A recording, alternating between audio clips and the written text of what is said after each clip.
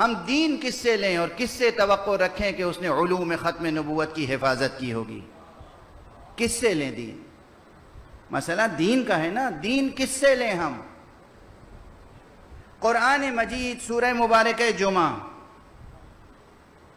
سورہ مبارکہ جمعہ، کسی کو یاد ہے اس کی آخری آیت؟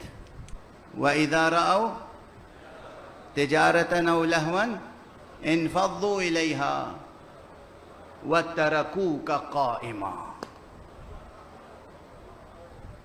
کوئی حافظ ہے مجلس میں؟ تصدیق کرے گا میں نے آیت صحیح پڑھی؟ وَإِذَا رَأَوْا تِجَارَةً أَوْ لَهْوًا، حضور علیہ السلام مسجد میں ہیں، نماز پڑھا رہے ہیں، خطبہ دے رہے ہیں نماز جمعہ کا، یعنی حضور کی آنکھیں مجمع کی طرف ہیں، پشت نہیں۔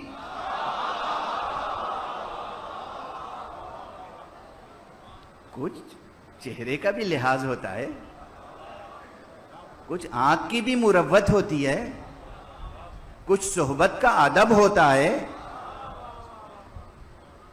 حضور متوجہ ہیں، کھڑے ہوئے ہیں، خطاب کر رہے ہیں، مسجد کے باہر تجارت کا کارواں آ گیا تو حضور کو تنہا چھوڑ کے نمازی تجارت کے لیے دوڑ پڑے۔ آج روئے زمین پر کسی مسجد میں یہ منظر ہو سکتا ہے؟ اچھا، نماز جمعہ کہاں ہوتی تھی، مکے میں یا مدینے میں؟ مدینے میں۔ ہجرت کے بعد مدینہ منورہ میں جہاں اکثریت اب مسلمانوں کی ہے اور بزرگ مہاجرین و انصار ہیں، قرآن کہہ رہا ہے، قرآن روایت نہیں ہے، حدیث نہیں ہے، تاریخ نہیں ہے، داستان نہیں ہے، افسانہ نہیں ہے، قرآن ہے جو کہہ رہا ہے کہ وَإِذَا رَأَوْا تِجَارَةً أَوْ لَهْوًا انفضوا إِلَيْهَا وَتَرَكُوكَ قَائِمًا۔ یہ جب دیکھتے ہیں تجارت کا کارواں آ گیا، اور افسوس یہ صرف تجارت ہی نہیں،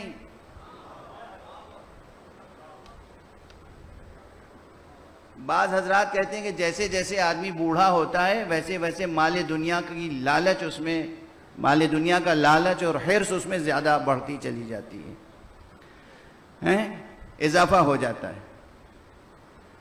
لیکن کھیل کود سے تو بہرحال جیسے جیسے انسان بوڑھا ہوتا ہے، کھیل کود سے پھر دل اچاٹ ہوتا جاتا ہے، کھیل کود تو بچوں کا کام ہے۔ اس آیت میں دو لفظ ہیں، تجارتاً او لہوا۔ اگر یہ لہو لعب کھیل کود کا، یعنی کوئی مداری اگر باہر آ گیا اور ڈگڈگی بجا دی اس نے، تو حضور کو تنہا چھوڑ کے چلے جاتے ہیں۔ ترکوک قائما، آپ کو قیام کی حالت میں چھوڑ کر چلے جاتے ہیں۔ جو لوگ، یعنی بھئی میں دست ادب جوڑ کے عرض کرتا ہوں، قرآن ہے یہ قرآن۔ میدان جنگ میں سے اگر کوئی حضور کو چھوڑ کے چلا جائے، بری بات تو وہ بھی ہے، مگر میں کچھ ہمدردانہ سوچوں تو بھائی جان کے لالے پڑے تھے، چلے گئے تو چلے گئے۔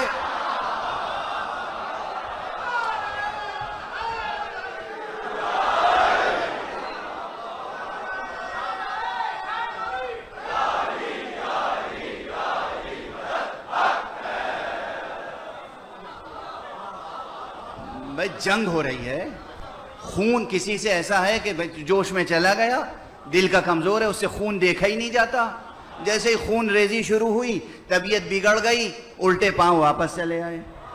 کوئی یہ کہ خون سے تو نہیں ڈرتا، دوسرے کا خون بہانے سے نہیں ڈرتا، اپنی جان دینے سے ڈرتا ہے۔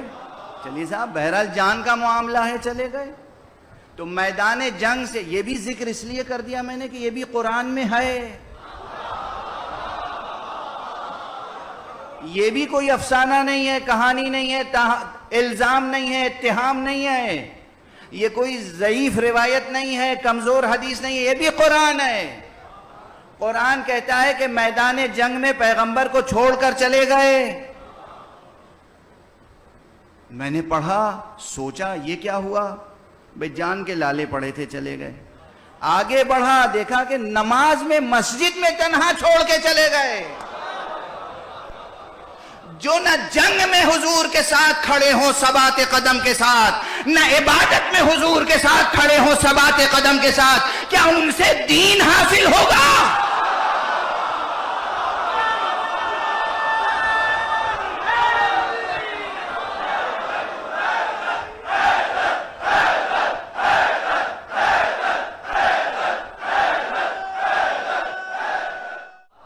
ہمیں کیا چاہیے؟ ہمیں کیا چاہیے؟ دین۔ ہمیں کیا چاہیے؟ دین۔ ہمیں کیا چاہیے؟ شریعت۔ ہمیں کیا چاہیے؟ قانون خدا۔ ہمیں کیا چاہیے؟ سیرت مصطفیٰ۔ جو لوگ دھیان باہر رہتا ہو کہ تجارت کا قافلہ آ رہا ہے، کھیل کود کا کارواں آ رہا ہے، وہ کتنا غور سے سنتے ہوں گے کہ رسول نماز میں کیا پڑھ رہے ہیں۔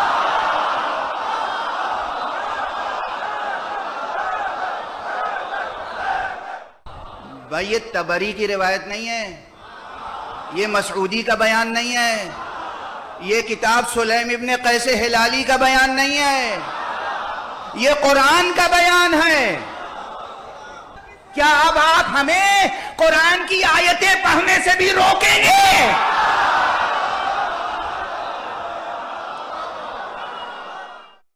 جب دھیان ہوگا کہ کارواں تجارت کا آنے والا ہے، یا وہ مداری آ گیا ہے ڈگڈگی بچاتا ہوا، دھیان ادھر ہوگا تو کیسے پتا چلے گا رسول اللہ نے نماز میں بسم اللہ پڑھی کہ نہیں پڑھی؟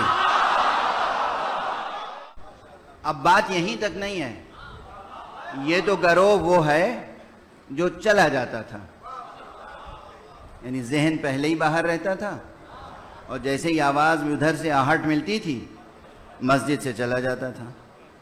اتنی بار گئے ہیں، روایت اب عرض کر رہا ہوں، قرآن سن لیا نا، اتنی بار گئے ہیں کہ ایک مرتبہ خود آیت پہلی بار میں تھوڑی نازل ہو گئی،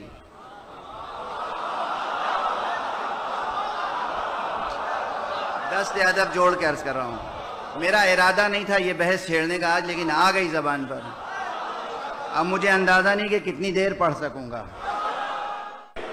اپنے رب کریم کی ایک شان سن لیں، عزیزوں، جوانوں، بچوں، بزرگوں، ایک شان اپنے رب کی سن لو۔ رب کی سب سے بڑی شان ہے کہ وہ غفار ہے۔ غفار کے کیا معنی ہے؟ غفار کے معنی ہے کہ اپنے گناہگار بندوں کے گناہوں کو جہاں تک ممکن ہے ڈھانپتا رہتا ہے۔ غفار ہے، غفور ہے، غافر ہے، ستار ہے، پردے ڈالتا رہتا ہے۔ اور ان مقامات کی، ان اسماء کی تشریح میں حضور پاک نے فرمایا ہے کہ اللہ کبھی اپنے گناہگار بندے کو بھی رسوا نہیں کرتا جب تک کہ وہ کوئی ایک گناہ کم از کم 10 بار نہ کر لے۔ جب تک خدا نہ خواستہ کوئی انسان ایک ہی گناہ 10 بار نہیں کر لیتا، اس وقت تک اللہ اس کو رسوا نہیں ہونے دیتا۔ میرا بندہ ہے، فرشتے آتے ہیں کہتے ہیں ڈھانکو اسے، چھپاؤ، میرا بندہ ہے، یہ میرا کلمہ پڑھتا ہے، یہ لا الہ الا اللہ کہتا ہے، پردہ ڈالو۔ لیکن جب یہ بندہ شقی ہو جاتا ہے، جسور ہو جاتا ہے، بار بار گناہ کرتا ہے، تو اللہ کہتا ہے کہ اب اسے رسوا کر دو۔ اگر یہ اصول رحمت کا سمجھ میں آیا تو پھر سوچئے کہ قرآن مجید میں آیت تب آئی ہوگی جب کم سے کم 10 بار چھوڑ کے گئے، کم سے کم۔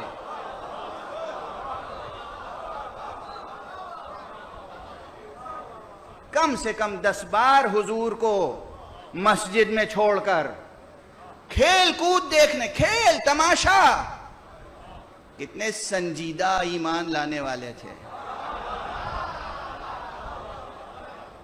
کھیل تماشا اور تجارت، اللہ کی راہ میں کیا قربان کریں گے؟ ایک آیت قرآن میں ایسی رہ گئی جس پر سوائے مولا امیر المومنین کے کسی نے عمل نہیں کیا، پورا عالم اسلام گواہ ہے۔ کیوں؟ شرط یہ تھی کہ یا رسول اللہ یہ چلے آتے ہیں ہر وقت، جب دھیان میں آ گئی کوئی بات، خیال میں آ گئی کوئی بات، بس آ گئے، رسول کا دروازہ کھٹکھٹایا، کبھی بلند آواز سے، کبھی آہستہ، کبھی ادب سے، کبھی بے ادبی سے، رسول یہ مسئلہ ہے، رسول یہ بتا دیجئے، یا رسول یہ ہر وقت رسول کے پاس آنے کے لیے آمادہ. رسول خستہ ہو جاتے تھے تو اللہ نے حکم دیا کہ دیکھو اب رسول سے کے پاس جا کر وہی گفتگو کرے گا, وہی رسول سے خصوصی ملاقات کرے گا کہ جو ملاقات سے پہلے صدقہ دے. جو تجارت کی خاطر رسول کو نماز میں چھوڑ کے چلے جاتے ہوں گے وہ اپنے جیب سے صدقہ دیں گے.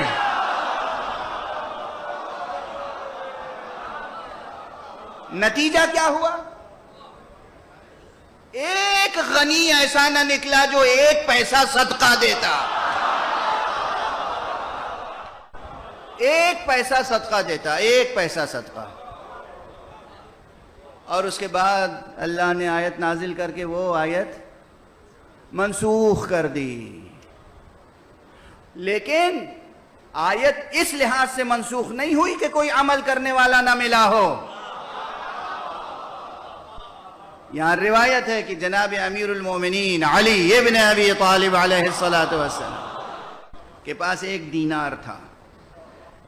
آپ نے 1 دینار صدقہ نہیں دیا, گئے پہلے اسے خرد کیا, جسے آپ کیا کہتے ہیں, بھنایا, پھٹ کر لے آئے, اور اس کے 10 درہم ملے, اور 10 درہم میں سے 1 درہم صدقہ دیا. پھر حضور کے پاس گئے, کچھ دیر مناجات کی, پھر آئے, پھر گئے, پھر 1 درہم صدقہ دیا, پھر آئے. پھر یہ 10 مرتبہ کس لیے آئے گئے؟ کسی میں تو غیرت پیدا ہو, کسی میں تو کوئی غیرت, حمیت, جوش, جذبہ, رشک. علی سے حسد کرنے والوں, علی کے اس عمل پہ رشک نہیں آیا. بار بار تشریف لے گئے, 10 مرتبہ گئے, 10 مرتبہ آئے.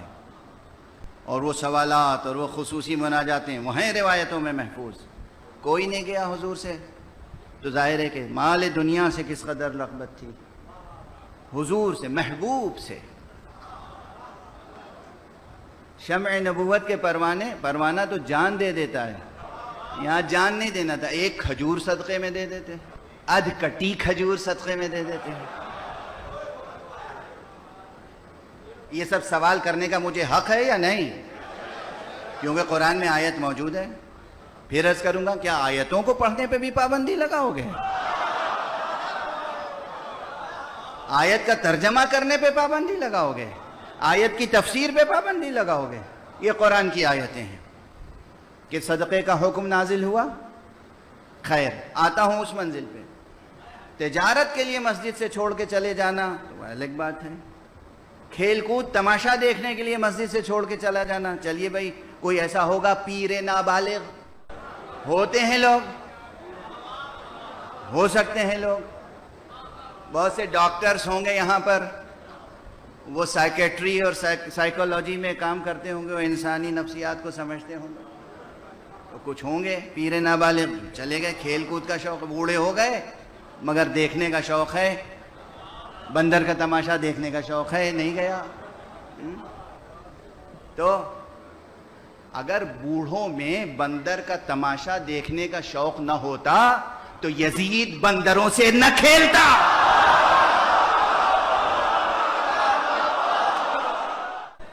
سنیں تو کچھ تو وہ تھے, قرآن ہی قرآن ہے آج, کوئی حدیث نہیں, کوئی روایت نہیں.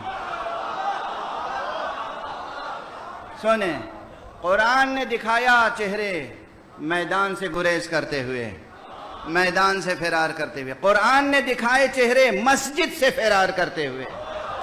خدا کی قسم, میدان سے فرار تو سمجھ میں آتا ہے, مسجد سے فرار سمجھ میں آ نہیں سکتا. اور جو مسجد سے فرار کرے, بتاؤ میں فراریوں کے ساتھ رہوں یا رسول کے ساتھ؟ اب یہ بات یہاں روک رہا ہوں. قرآن مجید ایک اور مقام سے گفتگو کرتا ہے کہ جو لوگ رہ جاتے تھے, جو لوگ رہ گئے, بھاگے نہیں, رہ گئے مسجد میں, رسول کا خطبہ سنا, ان کی فہم و فراست کتنی تھی؟ قرآن مجید میں یہ ٹکڑا موجود ہے کہ جب وہ خطبے کے بعد نکلتے تھے تو آپس میں ایک دوسرے سے پوچھتے تھے, ماذا قال آنفا, یہ کیا کہہ رہے تھے؟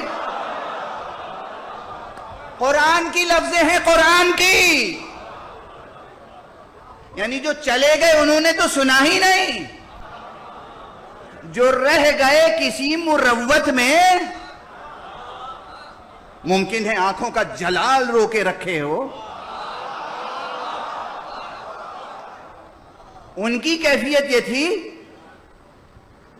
ماذا قال آنفا، یہ قرآن کی لفظیں ہیں، حدیث و روایت نہیں ہے، تاریخ نہیں ہے. کیا کہہ رہے تھے یہ؟ یعنی سنا عربی ہی بول رہے تھے یا رسول عبرانی بول رہے تھے؟ لیکن بعض حضرات عبرانی سے زیادہ شوق رکھتے تھے، اس لیے رسول کی عربی مبین سمجھ میں نہیں آتی تھی. یہ کیا کہہ رہے تھے ابھی؟ یہ کیا ارشاد فرما رہے تھے؟ یہ ہے کیفیت. تو ہم ایسے حضرات سے دین لے سکتے ہیں جو نہ رسول کا خطبہ سمجھتے ہوں، نہ جم کے رسول کا خطبہ سنتے ہوں، نہ رسول کے ساتھ نماز میں ٹھہرتے ہوں، نہ رسول کے ساتھ صلح میں ساتھ دیتے ہوں، نہ رسول کے ساتھ جنگ میں ساتھ دیتے ہوں. جنگ میں میدان سے فرار کریں، صلح میں شک کریں، نماز میں شرکت نہ کریں، پھر بھی دیندار. یہ سب قرآن کے حوالے ہیں، قرآن کے حوالے. تو کیا ہم ایسے سورسز آف ریلیجن پہ ڈیپینڈ کر سکتے ہیں؟ یہ ہمارے لیے سورسز آف شریعہ ہیں، یہ ہمارے لیے سورسز آف ڈیوائن نالج ہیں، یہ ہمارے لیے سورسز آف سیرت المصطفیٰ صلی اللہ علیہ وآلہ وسلم ہو سکتے ہیں؟ ہوش کے ناخن لیں، خدا کے لیے زندگی بسر کریں، خدا کے لیے. یہ دنیا اللہ نے بنائی ہے قدموں سے روندنے کے لیے. دنیا سے عشق نہ کریں، دنیا سے عشق نہ کریں، وہ خدا سے عشق کریں، رضائے خدا کی طلب. اور اگر خدا سے عشق ہے اور رضائے خدا کی طلب ہے، خود خدا کی طلب ہے، تو پھر کوئی اور نمونہ کامل اور انسان کامل اور پیر و مرشد کامل و اکمل نہیں ہے سوائے ذات محمد عربی صلی اللہ علیہ وآلہ وسلم کے. سرچشمہ ان کی ذات گرامی ہے. اور ان کے علوم کے خزینہ دار کون ہیں؟ جو ہر جگہ ان کے ساتھ رہے، اور جن میں یہ قدرت رہی کہ اگر ضرورت پڑے، ایک جملہ کہہ رہا ہوں، آج سے پہلے کبھی نہیں کہا تھا، اگر ضرورت پڑے تو بستر پر اپنا جسم لٹا دیں اور رسول کے ساتھ جان چلی جائے.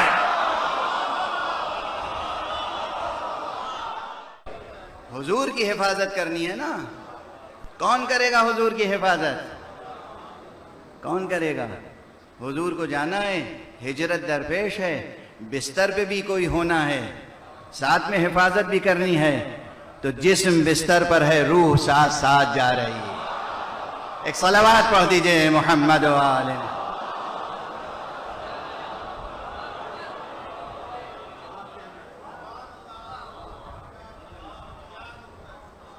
جو سفر میں ساتھ ہو، حضر میں ساتھ ہو، ہجرت میں ساتھ ہو، جنگ میں ساتھ ہو، صلح میں ساتھ ہو، جو دور رہ کے بھی قریب ہو،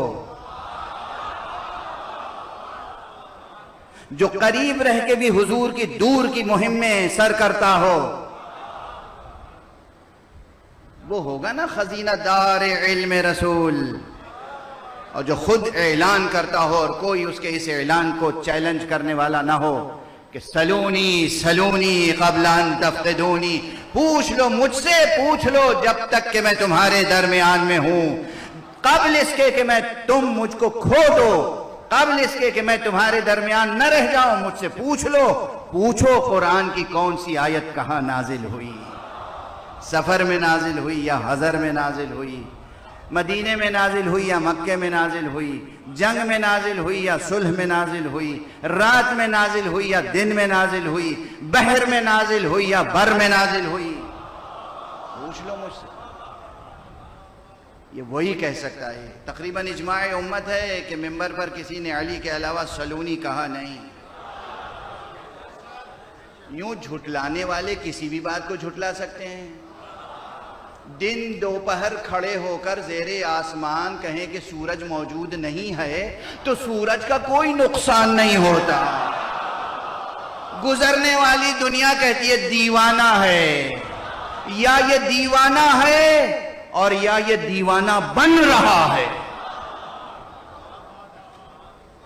اس کے علاوہ کوئی جواب نہیں ہوتا، اس کے علاوہ کوئی نہیں. دنیا دیکھ رہی ہے، دنیا سن رہی ہے. آپ دیکھ رہے ہیں اس وقت گلوب پر اس پورے عالم میں کس تیزی کے ساتھ عشق آل محمد پروان چڑھ رہا ہے،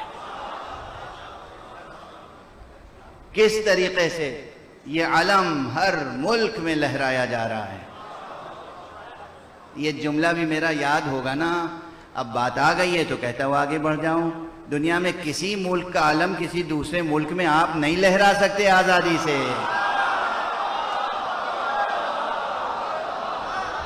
مگر یہ ملک خدا کا علم ہے.